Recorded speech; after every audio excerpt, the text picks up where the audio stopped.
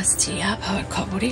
হাওড়া এবং দক্ষিণ চব্বিশ পরগনা জেলার সুন্দরবন এলাকায় বৃষ্টির সতর্কতা।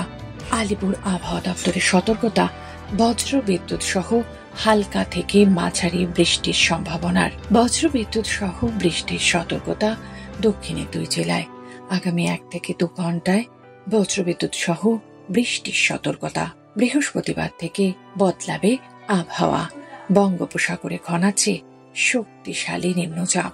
নিম্নচাপ সরে যেতে কলকাতা সহ দক্ষিণবঙ্গের জেলায় জেলায় পরিষ্কার আকাশ ও সূর্যের দেখা মিলেছে, কিন্তু দক্ষিণবঙ্গের জেলায় বিক্ষিপ্তভাবে বৃষ্টির সম্ভাবনা রয়েছে।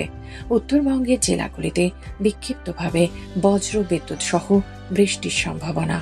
মালদহ ও 2 দিনাজপুরে বজ্র বিদ্যুৎ সহ বৃষ্টির সম্ভাবনা বেশি। বৃহস্পতিবার বিকেলের পর আবারও দক্ষিণবঙ্গের জেলায় জেলায় বদলাবে আবহাওয়া।